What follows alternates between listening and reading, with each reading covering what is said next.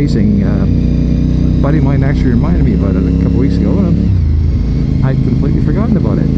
Well, back in the 80s, Yamaha decided to introduce a new motorcycle for our market, and it became probably the start of what became the pocket racer, the mini motorcycle, whatever. And it was the Yamaha YSR50. Here's a picture over here for you to look at, and what you're looking at is an actual proper motorcycle. It was licensed as a proper motorcycle street bike.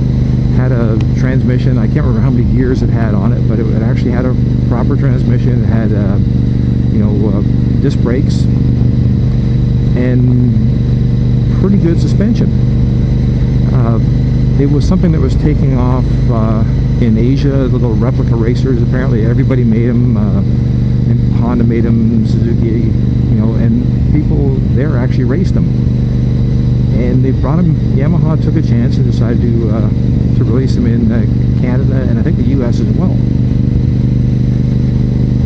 And prior to that, the closest thing you got in the 50cc was like Honda Z50, which was like a belt drive automatic transmission. Not really a motorcycle, more like a little mini bike for blasting around in your lawn or your farm or whatever. So this was a real live little motorcycle. So they decided to have a launch for it. Now, because of its size, they had rented a go-kart track, and they advertised it in the paper, whatnot. And what they decided to do was they talked to a bunch of us GP bike racers, because they figured who could else demonstrate how great this little bike was, except for people that race 125 and 250 GP motorcycles. So they encouraged us all to show up, and they said, as long as you got a street motorcycle license, because believe it or not, there's actually a few racers that don't have motorcycle licenses. I believe Valentino Rossi is one of them. I even think Marc Marquez doesn't have one. But anyways, so I showed up, and a bunch of my fellow competitors were there.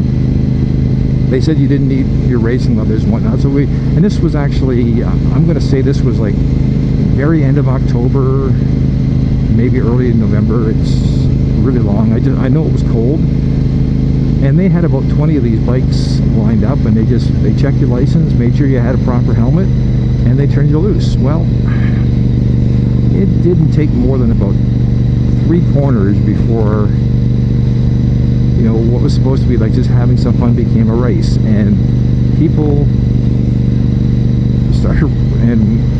one guy started racing, and next thing you know, we all started racing, and we're just tear-assing around. Now the problem is, it was cold. The tires, I don't think, were very good to start with, and there wasn't a lot of traction. And the first thing we discovered was that these things actually crashed really well. Like, they'd fall over, you get a couple scratches, like it's just like you couldn't break anything on them. They were actually kind of cool.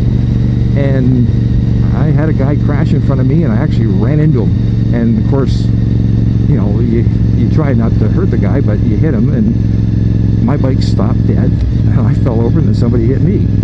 And we picked the bikes up laughing about it, and we just kept on going. Well, we were doing this for about a good 40 minutes before the Yamaha rep was freaking out, worrying about the bikes would be completely trashed before the other potential people who actually might buy the bike show up and get a chance to ride it. So they all of a sudden they said, okay, you guys crashed, you got to come into the pits, we got to check the bikes and make sure they're okay. So people were crashing and bringing the bikes in, and eventually what happened was there was probably about 100 people there. So then they were starting to pull us off just so people could could have more time on the bikes.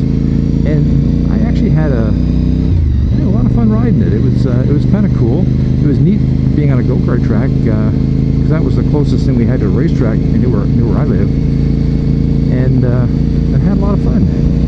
Unfortunately, Yamaha sort of learned its lesson, and the other manufacturers took stock of what happened as well, and any future launches, they basically told the racers to stay away. We didn't want you guys going out there because you guys are insane. But it was just one of those little things, just sort of remember when people remind you. Now I know Yamaha, I think the next year, the year after, replaced the 50 with an 80cc because in North America, you know, the size of the people and the size of the land involved, they realized the 50cc was just too underpowered. Honda never actually imported their bike, and I don't think Kawasaki or Suzuki did. There was a couple of European manufacturers that sent over their small bikes, but they never really caught on. The Yamaha sort of became the mainstay, and for a while they actually had a little series of people racing these things. It was supposed to be like a starter series, but you know, cheap racing is cheap racing, so there was a lot of people actually got into it for a while.